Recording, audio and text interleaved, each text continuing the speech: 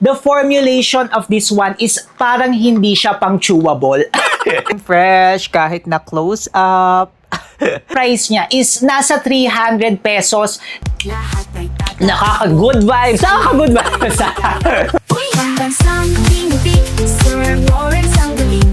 Basta honest, review sa'yo ay sasabihin. Pambansang tinipid, sa kanya ang hihiling. Basta produktong salit, lahat ay bibiin.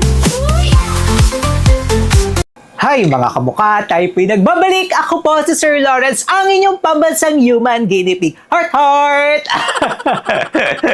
Ang tagal nyo na nga po naghahanap dito sa ating channel. Kinakalampag nyo talaga yung channel natin at sinasabi na Sir Lawrence, kailan ka ba maglalabas ng review ng glutathione na chewable or gummy? Ang taas po talaga ng ating standards, hindi tayo makapag-review agad-agad kasi yung ibang mga gummies or chewable, ang laman ay sugar lang. Kaya dapat sigurado tayo para pag binili nyo, magagandahan rin talaga kayo mga kamukha. At ito na nga po siya mga kamukha, ang i-review natin ngayong araw na ito ay ang Relumins Gluta 500 na chewable! Ito po siya mga kamukha. Ang kagandahan nito, naka-indicate po yung milligram per ingredient. Kahit chewable siya, indicated. At lagi ko nga po yan sinasabi sa inyo, mas maganda yung indicated yung milligram content per ingredient para kung may mga gusto kayong i-focus, nakikita nyo talaga. Siyempre, number 1 nga rin po sa standard natin dito sa ating channel, hindi po tayo nagre-review ng hindi FDA registered, FDA notified, or tinatawag nyo po na FDA approved. At ito pong Relumins sa ito ay FDA registered po sila dito sa Pilipinas. Next is kailangan nyo nga rin po alamin ang inyong NBF, need, budget, at form. Ano nga ba ang need, pangangailangan ng inyong katawan or gusto nyo pong ma-achieve? Kailangan itatanong nyo po yan. Magkano lamang po ang budget nyo per month? Let's letter B. Kasi kailangan nga po natin kumurot or mag-alat ng budget per month. Hindi pwedeng isang gamitan lang tapos titigil na tayo. And then yung letter F, kailangan po talaga natin i-check yung form or ingredients ng mga supplement or mga gagamitin nga po natin na topical sa ating katawan. Alamin nyo po kung ano yung mga kahiyang at hindi nyo kahiyang. Tinatawag po natin ang NBF at may separate video po tayo niyan. Kung gusto nyo pong mapanood, ilalagay na lang natin sa description box sa baba or ilalagay na lang po natin yan dito sa taas. Kapag alam nyo na nga po ang inyong NBF, ang next po niyan is i-aalay nyo na nga po yan with the formulation. Yes, mga kamukha, sa formulation or ingredients po tayo magfo-focus kasi yan po ang basis din ng mga brands para sa mga claims nila at para sa kung ano yung mag-e-effect sa ating katawan. Kung gusto nyo nga pong pumuti, almost 80% to 90% nang nandito sa ating channel gusto nyong magpaputi, no? Kailangan po nating mag-focus sa glutathione. Yes, mag-focus po tayo sa glutathione kasi yan po ang may mga backup studies na pwede po tayong pumuti. At kapag gusto nyo po ng glutathione mga kamukha, itong chewable na ito ang mataas. Kasi usually mga kamukha, bibigyan ko kayo ng overview ang mga chewable, ang mga gummy, mabababa po talaga ang nailalagay nila dyan. Kasi nga po iba yung kanyang consistency, iba yung formulation niya, kaya mabababa. Pero ito mga kamukha, per take po natin ay makakakuha agad tayo ng 200 milligrams. Wow. Yes, ganun agad siya kataas. Actually, kaparehas niya na nga po yung ibang mga brands na mga capsule, mga tablet, nasa 200 milligrams. So, if iti-take nyo po ito ng dalawa per day, makakakuha agad kayo ng 400 milligrams. I do understand na marami sa inyo ang gusto ng chewable, ng gummy, kasi parang hindi talaga kayong nagtitake ng supplement, parang hindi ganoon nakakatakot. Kasi may connotation tayo, di ba, kapag mga capsule, mga tablet, na-associate natin siya sa gamot or tinatawag po natin na drug. Kaya naiintindihan ko kayo kung bakit ang dami sa inyo ang kumakalampag at sinasabi na mag-review tayo ng mga ganito, no? ng mga chewable. And yes, totoo rin naman talaga siya, mamaya sa experience. I-share ko nga po sa inyo kung bakit ko kayo naiintindihan. Hindi nga lang po doon nagtatapos itong si Relumins kasi marami pa siyang added ingredients. Aside from glutathione, meron nga rin po itong hyaluronic acid. Yung hyaluronic acid po, maganda po yan para sa ating moisture, hydration ng ating skin. Alam niyo, napapansin ko minsan kapag glutathione itself lang, tapos aging na kayo, hindi siya ganoon na nakaka-affect sa skin condition natin. Kung gusto nyo talaga sa skin condition, focus tayo sa collagen. Ako, alam nyo dati, inis ako sa combination skin type ko, pero ngayon napapansin ko, nagno-normal, minsan nagda-dry na ako, kaya kailangan ko na rin talaga ng mga collagen, at okay din po yung hyaluronic acid. Aside sa hyaluronic acid, meron nga rin po itong vitamin E. Yung vitamin E, maganda nga rin po ito para sa ating skin, mga kamuka. At ang isa sa nagustuhan ko dito, 3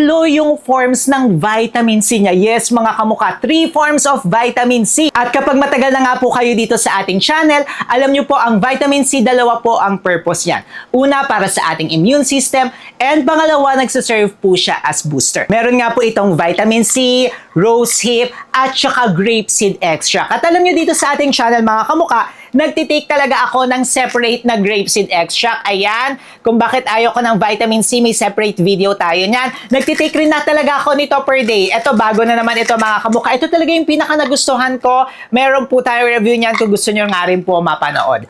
So overall, the formulation of this one is parang hindi siya pang chewable.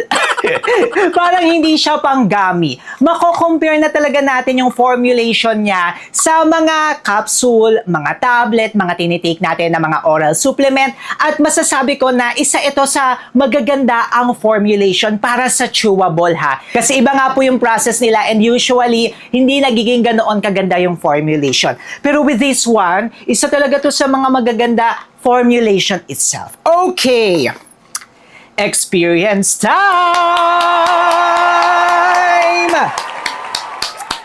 Pwede nga po natin ito i-take any time of the day kasi ito naman po ay supplement, hindi naman po ito gamot. So pwede nyo po siyang i-take ng isa sa umaga, isa sa gabi. Nasa sa inyo po talaga yan, mga kamuka. Okay, ako po for the first ilang days po natin, tinake ko lamang po siya ng once a day para itatry lang po natin, i-check natin kung kahiyang natin. Eh, nung tinake ko po siya ng once a day, masasabi ko na hindi tayo nag-breakout!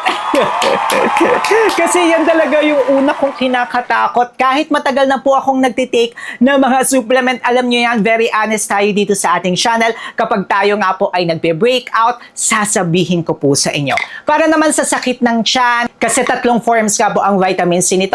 Hindi mga kamuka, pero kailangan nga po natin uminom ng tubig ng 8 to 10 glasses per day. Para naman sa pananakit ng ulo, hindi nga rin po sumakit yung aking ulo, kaya check siya, mga kamuka. Therefore, ang ginawa ko is tinake ko na po siya ng twice a day. By the way, mga kamuka, since may konti pa tayong natira dito, paubos na siya. At alam nyo yan, mga kamuka, may ano pa, para may mga at alam niyo yan dito sa ating channel, mga kamuka, 60 chewable tablets siya, ha, at ang dami na nun. Ayan o, konti na lang siya, mga kamuka. Tapos, ipapakita natin sa inyo, ito yung itsura niya. Tapos kapag ito hindi na naman to drug, ha, papakita ko sa inyo, supplement po ito. Alam, yung lasa niya, maasim siya, mga kamuka, pero ang sarap. Lasa siyang grapefruit. Kaya sinabi ko sa inyo kanina, naiintindihan ko kayo kung bakit gusto nyo ng mga chewable, ng mga gummies, kasi parang hindi talaga kayo nagtitake ng supplement. Less hassle, nakaka-enjoy lang, ang saya-saya lang, nakaka-good vibes. Nakaka-good vibes. Back to the topic na nga po tayo. Tinake ko na nga po siya ng twice a day. Tapos sinasabayan ko nga rin po ito ng vitamin C. Separate pa po. Twice a day ko siya, isa sa umaga, isa sa gabi, para maganda-maganda. Tinake this alone ko lang siya. Sasabayan ko nga lang po siya ng separate na vitamin C. Kayo po bahala. Pero ako, grapeseed ang tinitake ko. At masasabi kong okay na okay siya, mga kamukha. Actually, mas maganda pa nga to sa ibang mga supplement brand na mga na-try natin, no? Unexpected siya actually. Kapag mga ganito na mga chewable, na mga gummies, ang ine-expect ko na doon, kasi ang dami ko nang na-try na mga ganito, to be honest mga kamukha, minsan hindi na nga lang po namin fini-feature. Hindi ganun kaganda yung effect. Hindi visible yung glowing skin, hindi visible, parang wala ka talagang tinitake, gano'n. Pero with this one, nung twice a day ko siya, yung 400 milligrams of glutathione, ay naman mga kamukha, maganda siya. Very glowing ang skin. Tapos dahil nga po may hyaluronic acid siya, may vitamin E, maganda nga rin po siya para sa ating skin. Very moisturized, very hydrated. Yun nga, nakakasabay siya with capsule, with tablet, and minsan sa mga drink pa. Update! Fresh kahit na close up. May mga pa-close up and everything tayo dyan and everything naman. O, diba?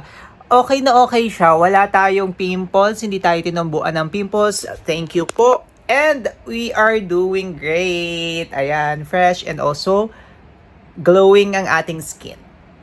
Ko-compare ko talaga siya doon sa mga tinitake natin na mga supplement brand like tablet, capsule. Actually, sa mga best na natake ko na chewable ha. Sa chewable itself lang. If chewable at chewable lang ang usapan, ay lumalaban siya o na-enjoy ko siya. Kasi ang kagandahan talaga kapag nagkwentuhan na talaga tayo dito. Ang kagandahan kasi kapag chewable, parang hindi ka nagtitake talaga ng tablet, hindi ka nagtitake ng gamot. Ganun yung feeling niya eh. Kaya naiintindihan ko kayo kung bakit. Ang ganda niya mga kamukha. Walang nakalagay dyan. Pero we are very fresh. Glowing ang ating skin. In fairness ha, maganda siya. Ito pa nga yung kagandahan niya. 60 chewable tablets na nga po siya. Tapos yung price niya is nasa 300 pesos. Tapos kapag may mga voucher pa kayo sa Shopee, less than 300 pesos na lang, 299, 300 pesos, kayang-kaya nyo mabili. At kung gusto nyo pa, syempre maglalagay tayo ng legit shop ha, baka mapeke kayo, mura na nga lang yan mga kamuka. With this price, FDA registered, maganda siya, makakakita kayo ng mga visible effect. Oy! May basbas ni Sir Lawrence! Papansang ginitig si Sir Lawrence ang galing. Tawa-tawa naman tayo. Kanino ko nga ba ito? Natawa ako na. Kanino ko nga ba ito ma-recommend or may sasuggest? Actually, para sa lahat. Pwede to sa mga baguhan, kung bago lang kayo, gusto nyo mag-try, pwedeng mag once a day lang kayo. Sa mga busy people natin, tapos gusto nyo nga po na, ayan, tinitake, mabilisan lang, once or twice a day, okay na okay po siya. Sa mga experts natin na gusto na lamang ng mga maintenance, pwede siya ng once a day, twice a day. Kung kayo nga po ay may mga iba pang mga supplement, like may mga collagen brands kayo, tapos isasabay nyo lamang po ito, okay na okay din siya. Basically, if you are looking for a glutathione product, ay recommended ito ni Sir Lawrence. Pero syempre mga kamukha, kapag gusto nyo ng collagen, ibang brand naman po yan. Tapos kung gusto nyo naman ng ibang forms ng glutathione, magdedepende na nga rin po yan sa inyo. Nasabi ko nga po sa inyo kanina na hindi po ako nagpa-vitamin C at ang alternative ko po ay grapeseed extra. Kung gusto nyo pong mapanood yung video natin na yan, may separate po tayo niyan. Syempre, mag-subscribe na rin kayo kay Sir Lawrence. Paano ba yan? Paalis na po ako mga kamukha. Until our next video, i-click nyo na po ito.